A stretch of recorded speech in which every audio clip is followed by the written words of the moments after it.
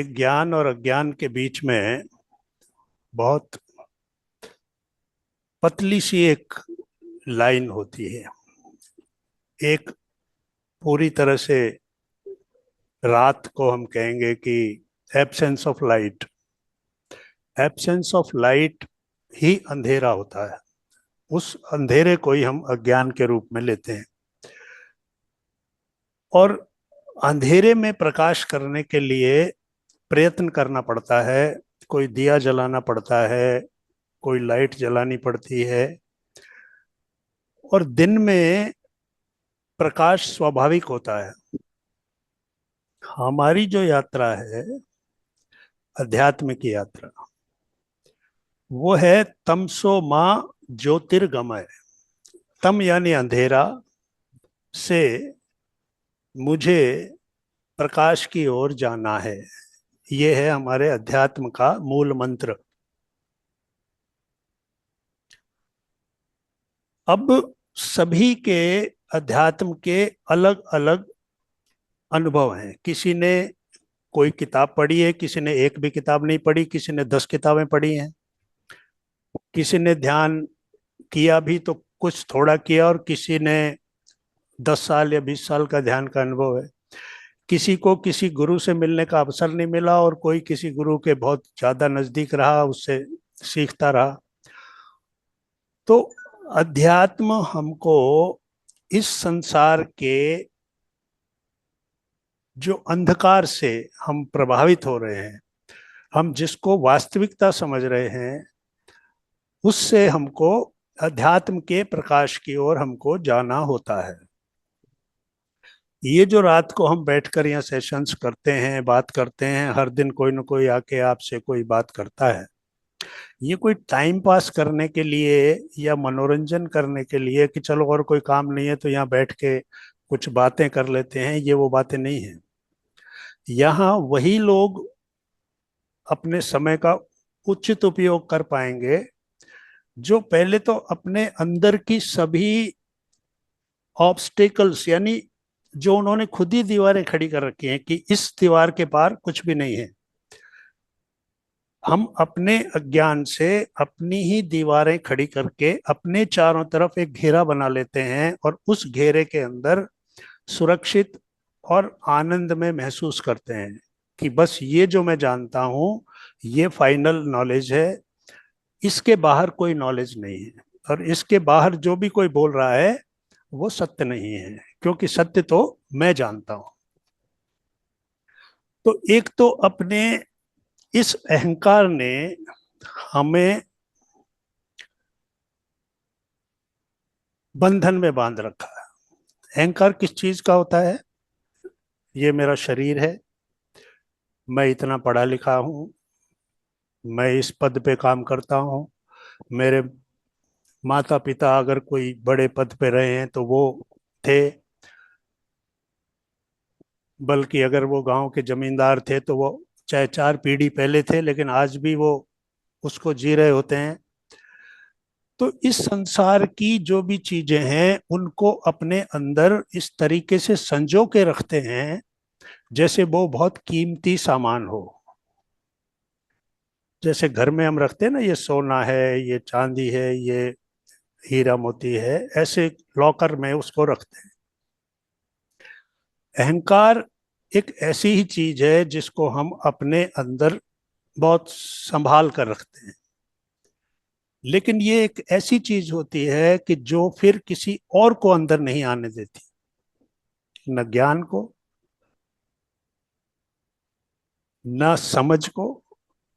और अगर किसी गुरु या किसी मास्टर से जान पहचान होती भी है तो उसके ऊपर शक और संदेह करते हैं कि इसने कुछ भी बोल रहा है ना। तो ये जब तक आपका स्वयं का किया हुआ ना हो, लर्निंग एंड एक्सपीरियंस, सीखना और अभ्यास, जब तक ये दोनों नहीं मिलेंगे, और खुद के अंदर जब हम काम करते हैं, जैसे क्रिकेट का स्टेडियम में दर्शक बैठे हुए हैं 50,000, और खेल रहे हैं कितने? दो बैट्समैन और बाकी फील्डर, तो कितने हुए? समझिए 12-13। लेकिन इन 12-13 से ज्यादा क्रिकेट की जानकारी किनको होती है? वो जो 50,000 बैठे होते हैं। वो कमेंट करते हैं, एक्सपर्ट कमेंट वो करते हैं कि ये इसने ऐसा किया, उसको वैसा करना चाहिए था, ऐसी बॉल डालनी चाहिए थी और ये करना चाहिए था। तो ये जो है, बिना क्रिकेट के फील्ड में गए, बिना बैट को हाथ लगाए, बिना बॉल को हाथ लगाए जो हम एक्सपर्ट बन जाते हैं, इसके लिए यही एक कहा जा सकता है कि पहले उस खेल को खेला जाए, पहले बैट हाथ में लिया जाए, बॉल फेंक के देखा जाए कि जब बॉल फेंकते हैं तो एक बॉल फेंकने में, उस दूरी तक बॉल फेंकने में कितना फोर्स लगता है। लगता है। लेकिन वो जो दर्शक बैठा है जिसने कभी बॉल हाथ में भी लेके नहीं देखी, वो बोलता है कि ये गड़बड़ है, इसको ऐसा करना चाहिए था। तो इसलिए सबसे पहले तो प्लेयर बने, खेल को खेलें, खेल को सीखें, फिर उसके बाद जब आप चर्चा करेंगे उस खेल की, तो उसका कोई अर्थ निकलेगा, आपके डाउट्स भी ज्यादा अच्छी तरह क्लियर होंगे और आप उस खेल में वास्तव में आगे बढ़ेंगे। अदरवाइज उसका कोई मतलब नहीं है, कितना भी आप कमेंट करें। तो मेरा सभी से निवेदन है कि जो यहाँ आते हैं, अपना समय लगाते हैं, समझने की कोशिश करें कि अध्यात्म एक ऐसा विषय है जो, ये साधारण आंखें इस अध्यात्म के लिए नहीं दी गई हैं। ये साधारण कान, ये जीभ, ये त्वचा, ये नासिका, ये 5 ज्ञानेंद्रिय हमको इस भौतिक संसार के लिए दिए गए हैं। इस भौतिक संसार को महसूस करने के लिए, इसको समझने के लिए और इसकी हर चीज का आनंद लेने के लिए, सिर्फ इन यहां तक इनकी शक्ति सीमित है। लेकिन इसके पीछे एक दुनिया है जिसको अध्यात्म कहते हैं। ये फिजिकल है, वो मेटाफिजिकल है, अर्थात वो दिखाई इन आंखों से नहीं दे सकती, इन इस त्वचा से उसको महसूस नहीं किया जा सकता। उसके लिए अपने अंदर काम करना होगा और अपनी उन शक्तियों को जगाना होगा जिनसे कि उन बातों को समझा जा सके जो हम आध्यात्मिकता की बातें करते हैं। उसके लिए हमें एक्स्ट्रा सेंसरी पावर्स की जरूरत है, अतीन्द्रिय शक्तियां। अतीन्द्रिय का मतलब अति इंद्रिया, इंद्रियों से बाहर। तो आज का जो हमारा विषय है वो है थर्ड आई, तीसरा नेत्र, या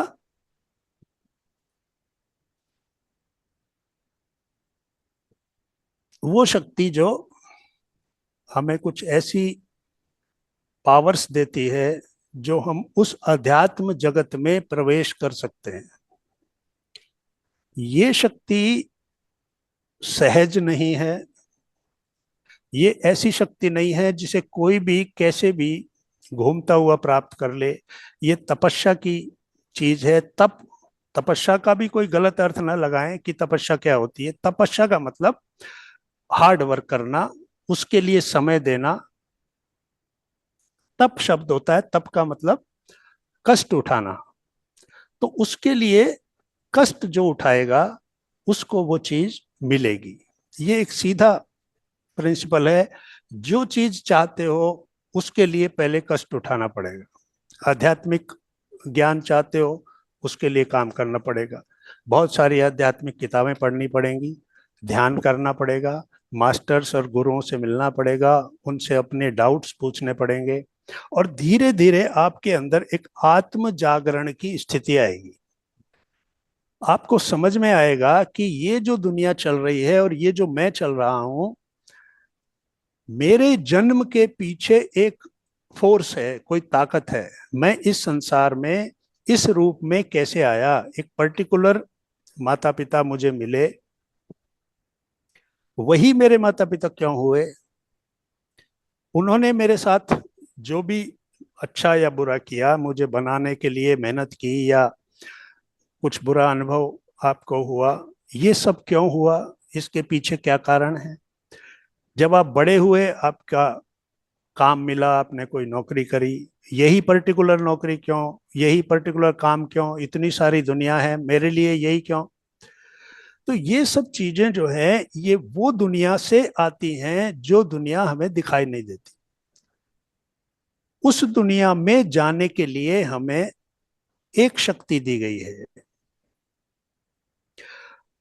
उसको जागृत करना पड़ता है। वो स्वाभाविक नहीं होती है। स्वाभाविक रूप से तो 5 ज्ञानेंद्रियां और 5 कर्मेंद्रियां, 5 कर्म करने की इंद्रियां हैं, हाथ हैं, पैर हैं, और जीभ है, और नीचे के हमारे 2 हिस्से हैं। तो एक मोबाइल है। नॉर्मली मोबाइल बात करने के काम आता है, लेकिन उसके अंदर अगर हम जान लें कि इसमें क्या क्या फीचर्स हैं, तो हमें पता पड़ेगा कि इसके अंदर बहुत सारी ऐसी चीजें हैं जिनसे मैं बहुत कुछ जान सकता हूं। लेकिन वो तभी होगा जब उसकी पूरे फीचर्स को आप पहले समझेंगे कि ये मोबाइल ये इतना कुछ कर सकता है।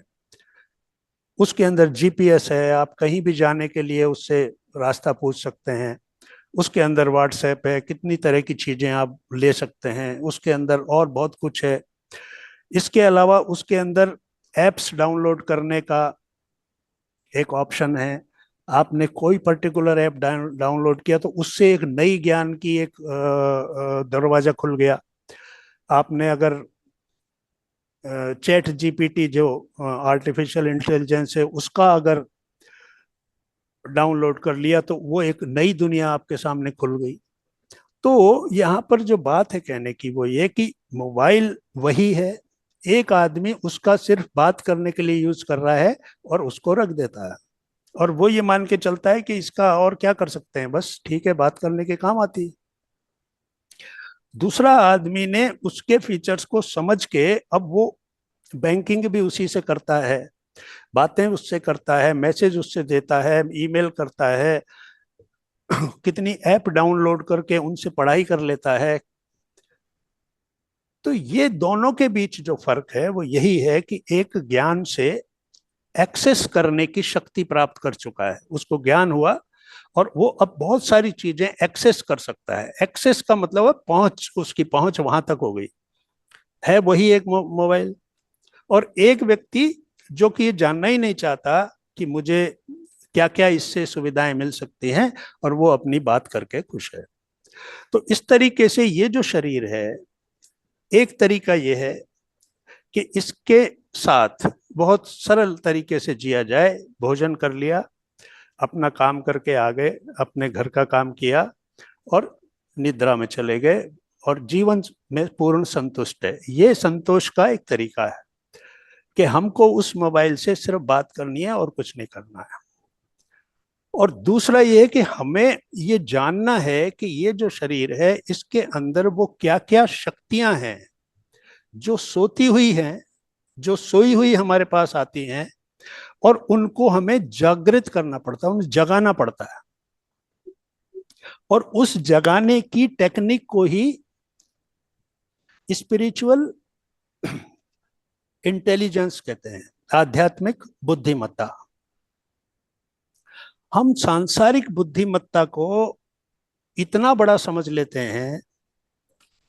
सपोज मैंने कोई विषय पढ़ा, ज्योग्राफी, हिस्ट्री, उसमें पीएचडी कर लिया, या डॉक्टर बन गए, एमबीबीएस कर लिया, उसमें एमडी कर लिया। अब ये संसार की एक चीज का एक पर्टिकुलर ज्ञान है, और ये ज्ञान हमें इतना ऊपर ले जाता है, हमारे अहंकार के लेवल को इतना ऊपर ले जाता है कि हम ये समझते हैं कि इसके आगे कुछ नहीं है, और मैं क्या कर सकता हूं, मैंने जो कुछ भी बड़े से बड़ी जो डिग्री थी, बड़े से बड़ा जो ज्ञान था वो ले लिया। लेकिन ये हमको सिर्फ इस संसार से जोड़ने के लिए, किसी का पर्पज सिर्फ पैसा कमाना, उसी डिग्री का पर्पज पूछा जाए भाई आपने ये क्यों पढ़ाई करी, कि इससे ज्यादा पैसे कमाए जा सकते हैं, ज्यादा इज्जत मिलती है। यानी जो भी एक्टिविटी हम करते हैं उसके पीछे इस संसार की चीजों को हासिल करना हमारा उद्देश्य होता है।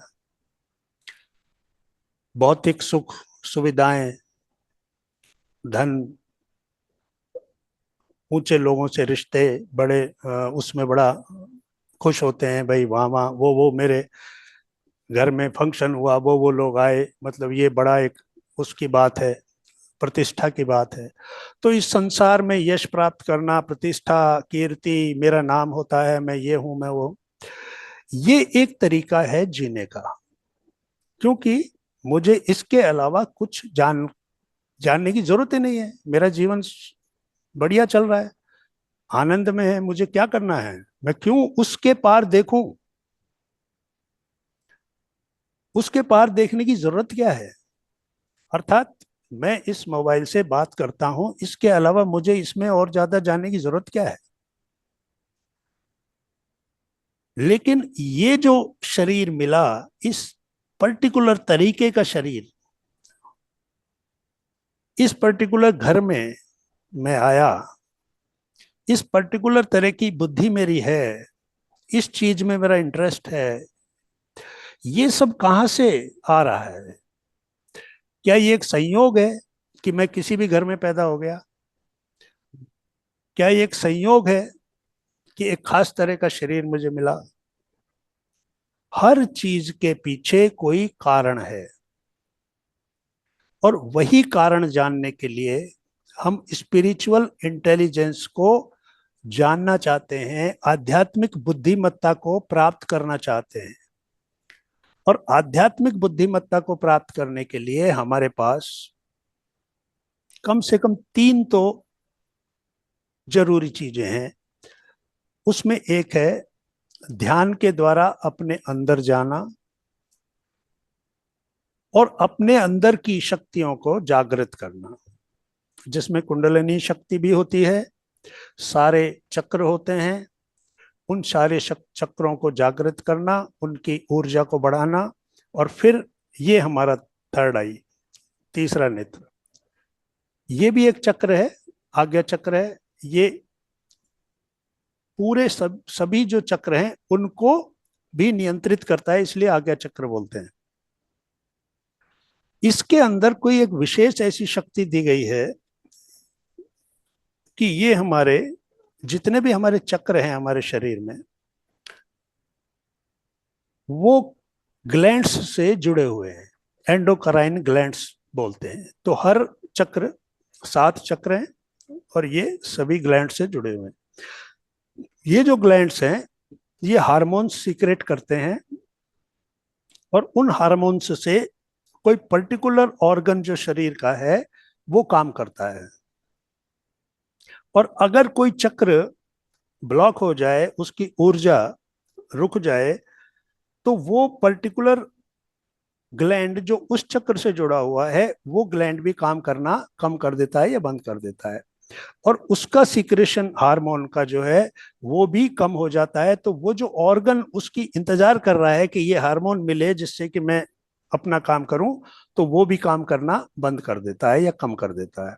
तो इस प्रकार से हमारी जो अंदर की एक बॉडी है, ऊर्जा शरीर जो हमारा है, ऊर्जा शरीर को जाने बगैर ही हम सिर्फ अपने इस भौतिक शरीर को, बाहरी जो कवरिंग है, इसी को असली शरीर मानकर इसी के सुख, इसी के आनंद को अंतिम लक्ष्य मान के चलते हैं। जबकि 7 शरीर हमारे अंदर हैं।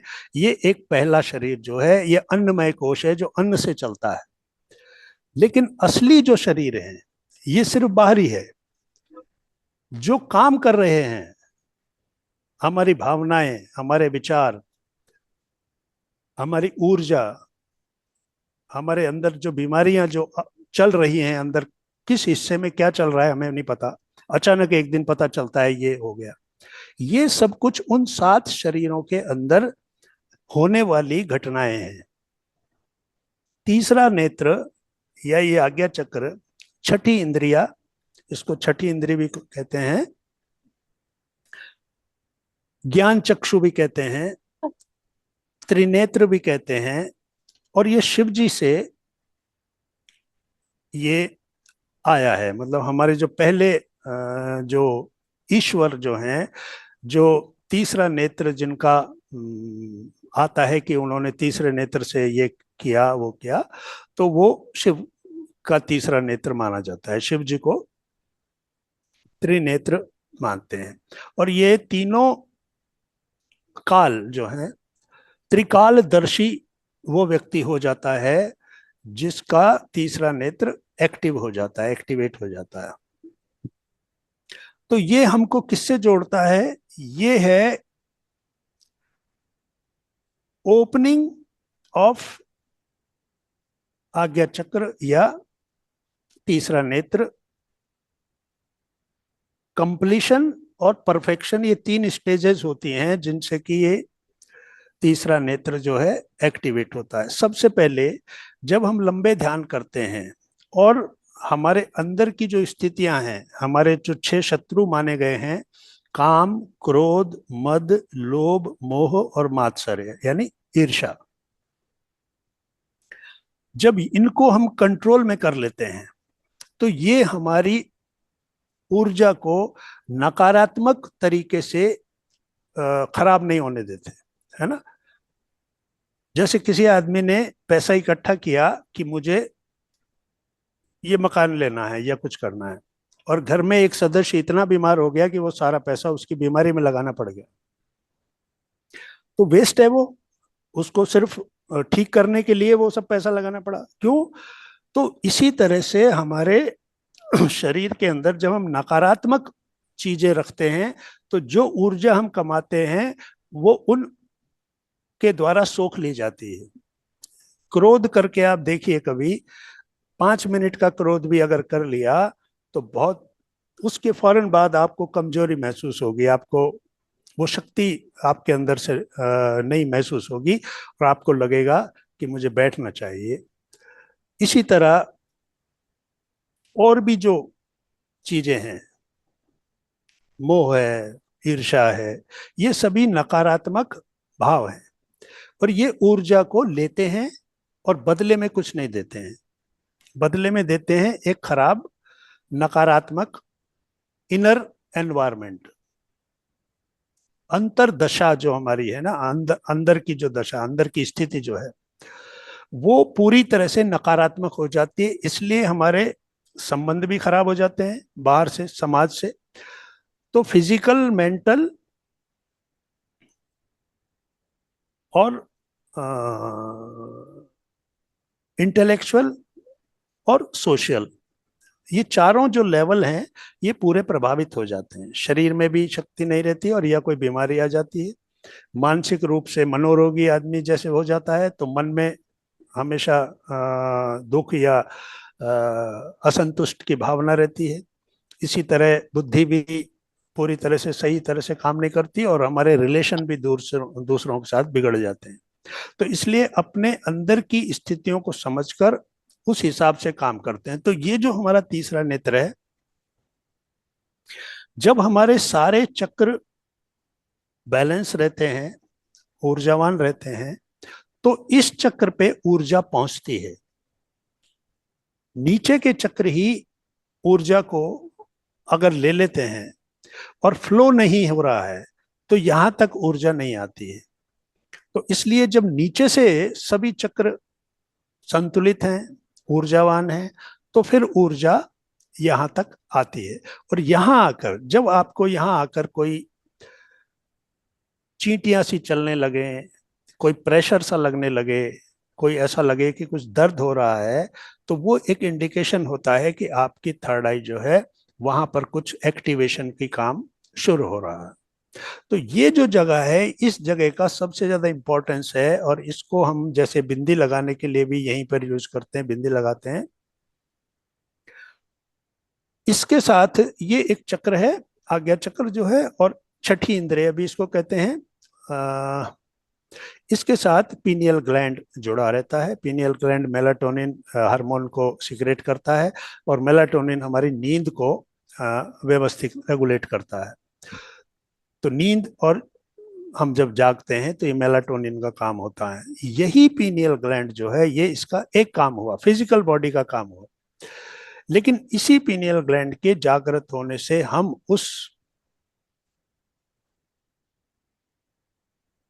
उस जगत में प्रवेश करने का ये एक ब्रिज है, एक पुल है, ये तीसरा नेत्र जब ये एक्टिवेट होता है। तो भौतिक जगत और आध्यात्मिक जगत, एस्ट्रल वर्ल्ड और ये जो मेटेरियलिस्टिक वर्ल्ड है, इन दोनों के बीच एक पुल का काम करता है। और जब पुल बन जाता है तो आप इधर से उधर आ जा सकते हैं। अर्थात आप संसार में रहते हैं और आप आध्यात्मिक जगत में भी जाकर देख सकते हैं। तो इस तीसरे नेत्र के जागरण से हमारे अंदर वो शक्तियां हमें मिल जाती हैं। लेकिन ये आध्यात्मिकता का कोई उद्देश्य नहीं है। थर्ड आई को एक्टिवेट करना ऐसा कोई मंजिल नहीं है कि मुझे मंजिल मिल गई, मेरा थर्ड आई एक्टिवेट हो गया। ये रास्ते का एक जैसे एक माइलस्टोन कह सकते हैं कि रास्ते में ये भी हुआ,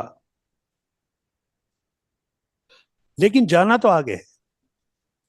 यहां अटक के नहीं बैठना। स्पिरिचुअल लेजीनेस कहते हैं इसको, कि अगर थोड़ा कुछ प्राप्त कर लिया तो उसी में संतुष्ट होकर बैठ गए। क्योंकि अंतिम अवस्था, अंतिम लक्ष्य क्या है?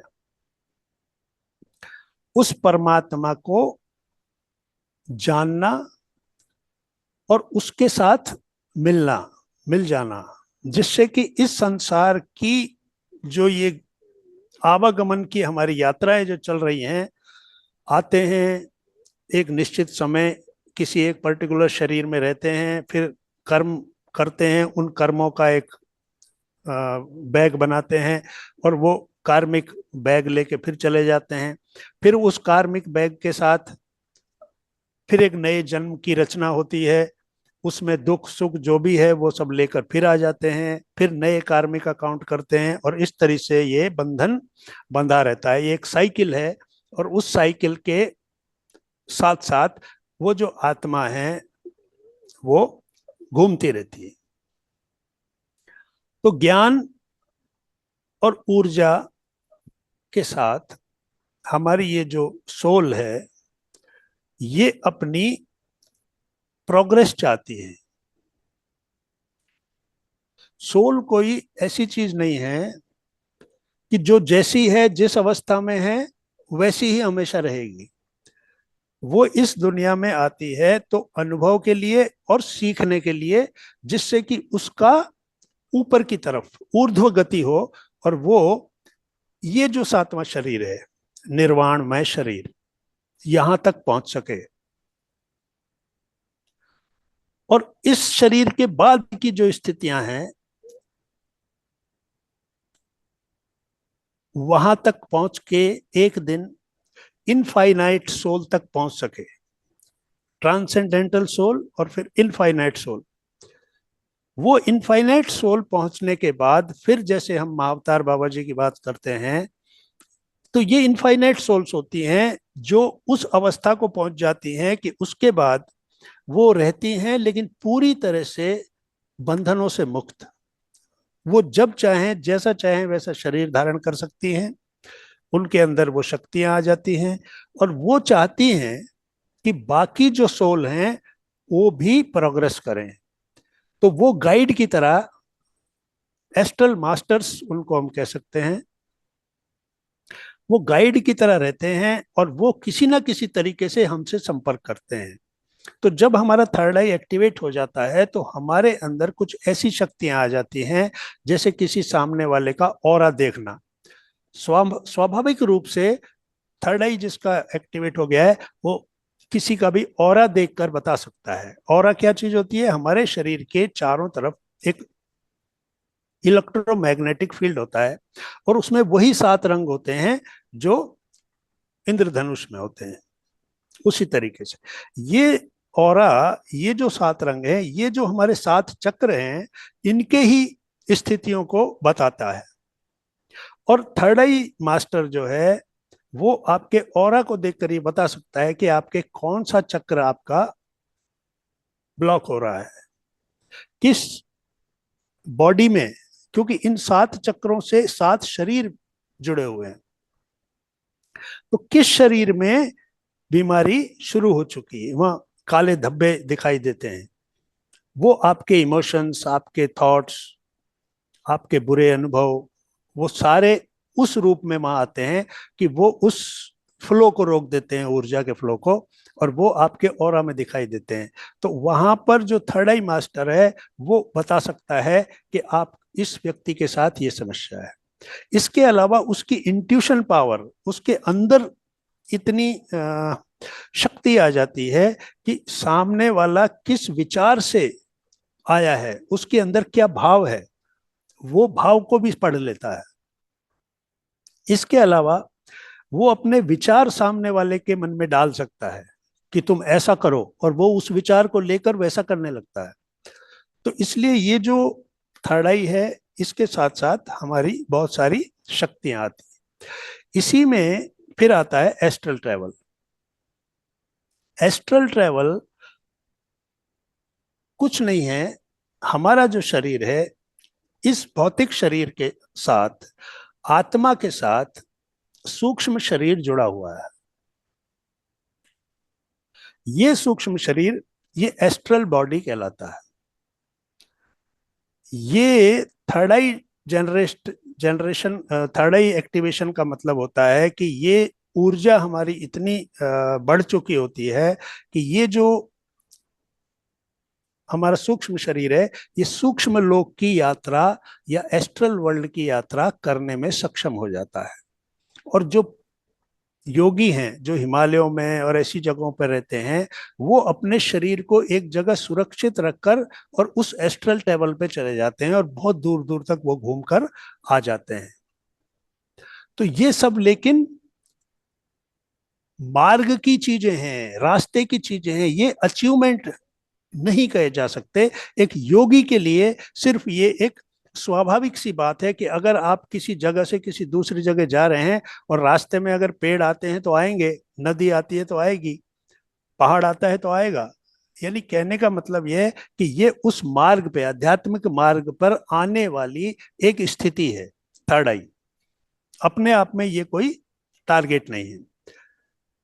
वो शक्तियां जब आपको मिल गई तो आप त्रिकालदर्शी हो गए। यानी आप पास्ट भी देख सकते हैं, प्रेजेंट को देख सकते हैं और फ्यूचर को देख सकते हैं। कल मुझसे कौन आदमी मिलने के लिए आने वाला है वो मैं आज बता सकता हूँ। थर्ड आई मास्टर को ये सारी चीजें पता चल जाती हैं। तो इस तरीके से वो इस ज्ञान के द्वारा, कोई जैसे हमें कोई दुख होता है, कोई शोक होता है, कोई लॉस हो जाता है, तो हम बड़े डिप्रेशन में आ जाते हैं। तो इस सब का क्या कारण था, मेरा कौन सा कार्मिक अकाउंट था जिसने कि मुझे इस तरह की स्थिति में लाया। और क्योंकि मेरा अपना ही कार्मिक अकाउंट का ये रिजल्ट था, तो मैं उसमें किसी तरह का दुख नहीं महसूस करता। तो इस तरीके से जो थर्ड आई जो है, ये हमको वो सब कुछ दिखाता है, सिखाता है, जो हम अपने ही द्वारा इस जीवन को बनाकर लेकर आए हैं, अपनी कहानी खुद लिखकर लेकर आए हैं। और अब हमें जो करना है वो ये करना है कि नए कार्मिक अकाउंट्स को बंद करना है, पिछले कार्मिक अकाउंट्स को सेटल करना है। बचपन से कई बच्चे किसी ऐसी बीमारी से पीड़ित होते हैं कि उनके माता पिता जितना चाहे पैसा लगा देते हैं, वो ठीक नहीं होते हैं। 20 साल की उम्र तक उनको सभी डॉक्टरों को दिखाया जाता है, और दूसरी तरफ एक साधारण सड़क पर एक बच्चा पैदा होता है किसी भी स्थिति में, और वो स्वस्थ होता है, सड़क पे भागता है, घूमता रहता है, वो बड़ा हो जाता है। तो ये कुछ तो है इसके पीछे, कोई तो साइंस है। तो वो जो अपने कर्म कि अकाउंट को यहाँ लेकर आया, बीमार होकर उसने बचपन में ही शुरू किया और उसके माता पिता का इतना पैसा खर्च करवाया। तो इन सोल्स का आपस में ये रिश्ता है कि उसको उनसे वो सब चीजें लेनी थी। तो इसलिए ये आध्यात्मिक जगत इस भौतिक जगत को कंट्रोल करता है, और हम उसको एक्सेस कर सकते हैं जब हमारी आध्यात्मिक शक्तियां जागृत होती हैं, एक्स्ट्रा सेंसरी परसेप्शंस हमारे अंदर जागृत होते हैं, तो हम उन चीजों को देख सकते हैं जो वास्तविकता में उसके पीछे है, on the screen end of the screen. On the screen का मतलब स्टेज पर जो कलाकार जो काम कर रहा है, जब आप पीछे जाकर देखेंगे तो वही कलाकार किसी दूसरे रूप में बैठा हुआ मिलेगा। उसने वहां पर सिर्फ वो रोल करने के लिए उस तरह का पर्टिकुलर कपड़े पहने हैं, पर्टिकुलर की वो बातें कर रहा है, और एक फैमिली वहां पर ड्रामा में दिखाई जा रही है कि ये पिता है, ये माता है, ये बेटा है, ये बेटी है। लेकिन जैसे ही वो ड्रामा खत्म होता है, वो सब पीछे स्क्रीन के पीछे जाके नॉर्मल वे में आपस में बैठे होते हैं, ना कोई माता होती है ना कोई पिता होता है, वो सब उसी शहर के लोग होते हैं, वो उनको वो रोल मिला होता है, वो कर रहे होते हैं, और दर्शक उनको उसी रूप में देखकर वही सच मानता है। तो वो पर्दे के पीछे जो हो रहा है वास्तविकता वो है, उनको तैयार किया गया है, उनको कहानी बताई गई है, उनकी स्क्रिप्ट लिखी गई है, और उसको वो यहाँ आकर पर्दे के सामने आकर प्ले कर रहे हैं। तो वो एक्सेस करना, वो पर्दे के पीछे देखना, जिसने वो जान लिया कि ये वास्तविकता तो ये है कि ये स्क्रिप्ट तैयार हुई, ये सारे रोल दिए गए और ये सारे रोल यहाँ प्ले हो रहे हैं, तो वो जो दुख दिखाया जा रहा है पर्दे के वो स्टेज पर, वो तो सिर्फ एक प्ले है। तो ये समझ जब, आध्यात्मिक समझ जब डेवलप हो जाती है, तो बहुत सारी चीजें सिंप्लीफाई हो जाती है, उनके अंदर गहराई नहीं रहती, हर स्थिति में आनंद, सतचित आनंद स्वरूप हमारा जो आत्मा का रूप है, उसमें आनंद हमेशा मौजूद रहता है। लेकिन हम क्या करते हैं, वो बिना किसी कारण के आनंद है, उसका स्वरूप ही वैसा है, लेकिन हम भौतिक चीजों के अंदर आनंद ढूंढते हैं जो उसके पीछे कोई कारण होता है, कोई टेम्परेरी होता है। वो ये खाएंगे तो आनंद आएगा, ये चीज देखेंगे तो आनंद आएगा, लेकिन बस वो उसी से जुड़ा हुआ आनंद है, फिर खत्म है।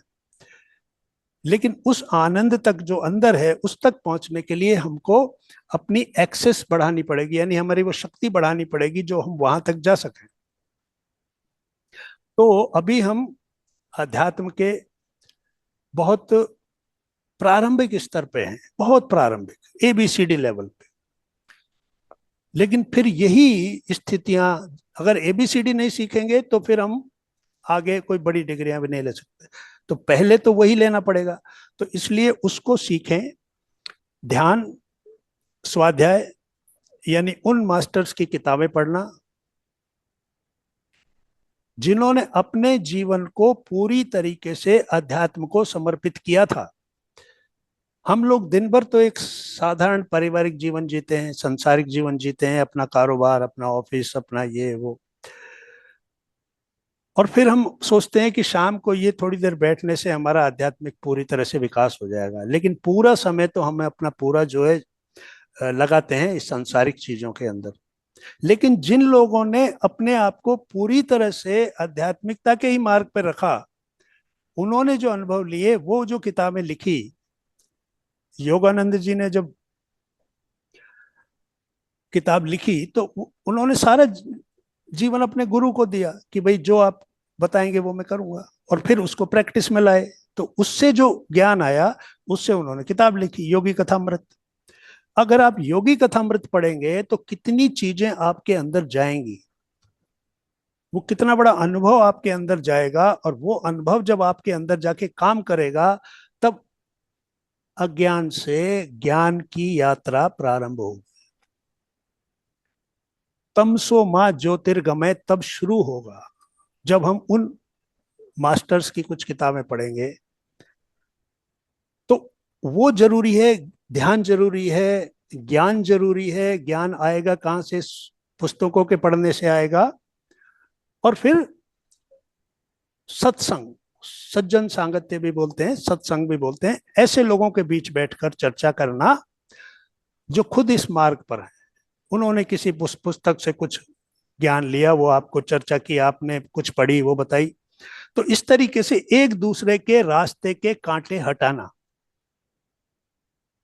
जब दो दीपक जलते हैं, कहते हैं कि दिया तले अंधेरा, लेकिन जब दो दिए जलते हैं तो एक दूसरे के नीचे के अंधेरे को दूर कर देते हैं। तो इसलिए सत्संग का अर्थ ये होता है कि हम एक दूसरे के अंधेरे दूर करें। और इस तरीके से थर्ड आई एक्टिवेशन के द्वारा उन चीजों तक पहुंच हमारी हो जाती है जिससे हम इस संसार की जो चीजें हैं वहीं तक सिमट के नहीं रहते, और हम बाहर की चीजें भी जान लेने के सक्षम हो जाते हैं। और वहां से फिर हमारी यात्रा शुरू होती है। फिर हम निर्वाण में कोश, ये जो हमारा सहस्त्रार चक्र है, यहां तक आते हैं। बॉडी लेस बॉडी, यानी बॉडी में रहते हुए भी अब हम इस शरीर के कष्टों से मुक्त है। रामकृष्ण परमहंस जी का ये उदाहरण दिया जाता है कि जब उन्हें कैंसर की बीमारी हुई तो सभी लोगों ने कहा कि आप काली माँ के इतने नजदीक हैं, तो ये बीमारी तो आप बहुत आसानी से ठीक करवा सकते हैं। तो उन्होंने कहा कि मुझे इस बीमारी का कष्ट होता ही नहीं है। ये बीमारी है क्योंकि बॉडी लेस बॉडी, यानी मैं निर्वाण में शरीर में हूं, यानी मुझे ये शरीर जो है मैं इसको दूर से देखता हूँ, इसका कष्ट को मैं महसूस ही नहीं करता हूं, तो मुझे क्या जरूरत पड़ी है, जैसा है वैसा ठीक है। तो इसलिए ये इवोल्यूशन ऑफ द सोल, आत्मा की ऊर्ध्व गति, ऊपर को उठना। ऊपर को उठने का मतलब हमारी आत्मा की जो प्रारंभिक स्थिति होती है वो होती है मूलाधार चक्र से। कॉन्शियसनेस का ओरिजिन जो है, ओरिजिनल जो प्लेस होता है वो मूलाधार चक्र होता है, वहां से स्टार्टिंग होती है। ये मूलाधार चक्र इतना इंपॉर्टेंट होता है कि यहीं पर वो कुंडलिनी शक्ति भी होती है, जो जागृत होकर सहस्त्रार चक्र तक अगर चली जाए तो फिर वो निर्वाण निर्वाण हो जाता है। उसके बाद फिर कुछ बचता नहीं, पूरी तरह से इस शरीर से मुक्त। फिर इस शरीर में क्या घटनाएं हो रही है, क्या नहीं हो रहा है, कोई लेना देना नहीं। ना आपको कोई कुछ बुरा कह रहा है, या आपको आपका अपमान हो रहा है। गौतम बुद्ध ने ऐसे बहुत से उदाहरण गौतम बुद्ध के हैं कि लोग उनको बुरा भला कहते रहे और वो सामान्य रहे, ना उन्हें कोई क्रोध आया ना कुछ लगा। उन्होंने कहा कि जो चीज मैं ले ही नहीं रहा उसका मुझ पर असर कैसे होगा। अगर कोई बुरा भला कह रहा है, गाली दे रहा है, तो मैं उसको जब ले ही नहीं रहा हूं तो मेरे लिए उसका क्या मतलब है। तो इसलिए जब हम उस स्थिति में पहुंच जाते हैं कि ये शरीर से मेरा कोई, सिर्फ मैंने इस शरीर को लिया हुआ है, यानी इसका मैं उपयोग कर रहा हूं। मेरा जो यात्रा है मेरी आत्मा की, उस यात्रा में ये वाहन के रूप में काम आ रहा है। तो जब शरीर को उस रूप में देखने लगेंगे तो सिर्फ आत्मा में स्थित हो जाएंगे। तो आत्म स्थित हो गया जो, उसको भगवत गीता में गया है स्थित प्रज्ञ, उसकी प्रज्ञा बुद्धि भी स्थिर हो गई। अब वो रोज नए नए बातें नहीं करती है, अपने अंदर वो स्थित हो गया कि मैं ये हूं, मेरा मूल स्वरूप ये है। ये शरीर जिसके साथ मैंने अपने आप को जोड़ा हुआ है कि mister so and so, x so and so, जो जो भी डिग्रियां हैं, जो जो भी पद पे रहे हुए हैं, वो सब अपने नाम के आगे लिख देते हैं, घर के बाहर टांग देते हैं। वो जो अहंकार में जो जीना है वो मूल स्वरूप में नहीं है। वो शरीर ने इस संसार से लिया था और ये यहीं ऐसा ऐसा छोड़ देना है। जैसे किराए का मकान खाली करवाते ना, तो बस जैसा ये मकान में अभी तक आप रहे, अभी कल से आप खाली कर दीजिए। तो उसी तरह जैसे ही आपने खाली किया, कुछ नहीं, अब ना कोई डिग्री, ना कोई पद, ना कोई पैसा, ना कोई रिश्ता। तो जिसने ये समझ लिया कि इस संसार में एक यात्री के रूप में मैं आया हूं, तो एक छोटी सी कहानी है, उसके बाद हम रोक देंगे और फिर प्रश्न कुछ शायद हैंड रेज है, तो एक छोटी सी कहानी बता के बात करते हैं खत्म। तो एक विद्वान थे, उनका नाम अभी मुझे याद नहीं आ रहा। वो आध्यात्मिक लेख लिखा करते थे, और वो लेख बहुत सारी मैगजीन्स में छपते थे और विदेश की किसी मैगजीन में भी छपते थे। तो वहां का कोई व्यक्ति उनको पढ़ता था और वो बहुत ज्यादा इम्प्रेस होगा, उसको लगा कि मुझे इनसे मिलना चाहिए। तो उसने उन दिनों फोन वगैरह नहीं था, पत्र व्यवहार से बात की कि मैं आपसे मिलना चाहता हूँ। यानी वो विदेश में है और ये इंडिया के अंदर, भारत में है। तो इन्होंने उसको समय दे दिया कि फला दिन फला समय आप आके मिल सकते हो। तो वो अपना यहाँ पे आ गया और उनको जो एड्रेस था उस एड्रेस पे पहुंच गया। तो उसने नॉक किया और उन्होंने दरवाजा खोला। तो एक रूम था, उस रूम में एक दरी बिछी हुई, उस पर एक चादर और एक राइटिंग डेस्क था नीचे बैठ के जिस पे लिखते हैं, और एक पानी का घड़ा जो है कॉर्नर में रखा हुआ था, और एक उस पे उनका कोई कपड़ा टंगा हुआ था। तो वो जब अंदर आया तो इन्होंने कहा कि आइए, और वो जो नीचे जो बिछा हुआ था उसकी तरफ इशारा किया, बैठिए। तो ये जो व्यक्ति आया था, ये पहले पूरे देखने लगा और फिर बड़े आश्चर्य के साथ पूछता है कि वेयर इज योर फर्नीचर, आपका वो सारा सामान कहाँ है, यानी बेड कहाँ है, कुर्सियां कहाँ हैं। उसे लगा कि कहीं कोई बाहर रिपेयर के लिए भेजा है या क्या, किस लिए भेजा है, मतलब ये कहाँ चला गया। तो उसने कहा कि आपका फर्नीचर कहाँ है। तो इन्होंने उससे प्रश्न किया, वेयर इज योर्स, तुम्हारा कहाँ है। तो इसने कहा कि आई एम ए विजिटर, मैं तो एक यात्री हूं। तो इन्होंने कहा सो एम आई, मैं भी वही हूं, अर्थात मैं भी एक यात्री हूं, मैं इतना सारा सामान रख के क्या करूं, मेरा काम इससे चल रहा है। तो जब हमारे अंदर ये भाव आ गया कि मैं एक यात्री हूं, तो फिर सामान इकट्ठा करने की होड़ और ये सब नहीं रहेगी। क्योंकि यही भ्रम हमारे अंदर रहता है कि मैं तो यहाँ स्थायी रूप से आया हूं, यही रहना है, जाना कहाँ है। लेकिन जिसने ये जान लिया, यही आध्यात्मिक जागरण है कि मैं भी एक यात्री हूं। जैसे तुम कह रहे हो कि मैं तो एक यात्री हूं, मुझे क्या जरूरत है, सामान मेरे पास थोड़ी रहेगा। तो उसने कहा मैं भी वही हूं। तो इसलिए ये सोल जो है ये एक यात्रा पर है, इसकी यात्रा की पूरी एक योजना है, एक निश्चित अवधि है, उसके हिसाब से ये अपना काम कर रही है, अपने अनुभव ले रही है, शिक्षा ले रही है, और अपनी तरक्की के लिए, अपने इवोल्यूशन के लिए काम कर रही है। तो जो गुरु मिलते हैं, जो मास्टर्स मिलते हैं, जो ज्ञान हमको मिलता है, वो सोल के इवोल्यूशन के लिए होता है, शरीर के इवोल्यूशन के लिए नहीं होता। शरीर को अगर हम ये कहेंगे कि ये फला पढ़ा हुआ है, ये पीएचडी है, ये है, तो उससे आत्मा को कुछ मिलने वाला नहीं।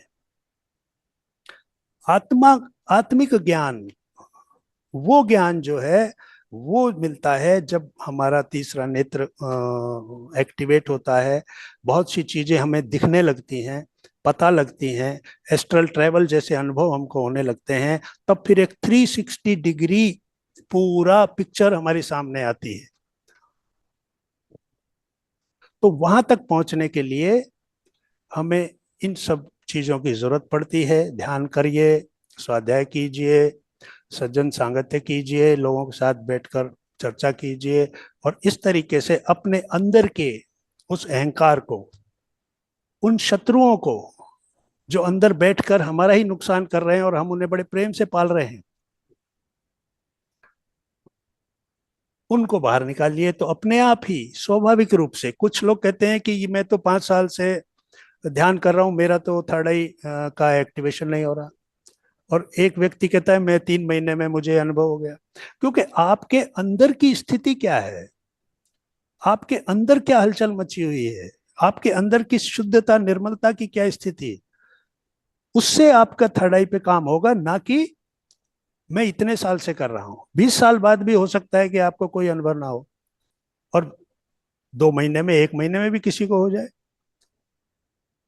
क्योंकि अंदर एक्सेप्टेंस। से काम करना पड़ेगा। तो अंदर से बाहर आना है, अंदर की चीजों को बाहर निकालने पड़ेगा, शुद्धता अंदर लानी पड़ेगी, निर्मलता। उस निर्मलता को जब प्राप्त कर लिया, तो फिर स्वयं ही थर्ड आई एक्सपीरियंस होने लगेंगे। ये कोई आश्चर्य नहीं है, ये कोई जादू नहीं है, ये एक प्रोसेस है। अब अगर प्रोसेस है, आपको अगर कोई मिठाई बनानी है तो उसका एक प्रोसेस है। भाई रात को भिगोना है, सुबह ये करना है, फिर ये करना है, ऐसी ये चीजें होंगी। अगर आपने उस प्रोसेस में कहीं भी कोई गड़बड़ कर दी तो वो चीज नहीं तैयार होगी। तो इसीलिए थर्ड आई एक्टिवेशन भी एक प्रोसेस है, उसकी कुछ शर्तें हैं, उनको आप मानेंगे, काम करेंगे, तो स्वाभाविक रूप से वो काम हो जाएगा। और फिर आपको पता पड़ेगा कि ये क्या था, ये अनुभव क्या है। शुरू शुरू में लोग घबरा भी जाते हैं कि ऐसा कुछ हो रहा है, लेकिन फिर जब वो मास्टर से, गुरुओं से बात करते हैं, अपना अनुभव शेयर करते हैं, तो वो उनको बताते हैं कि ये स्वाभाविक है, ऐसा होता है। तो ये आज का मेरा जो था, यहाँ पर हम रोकेंगे।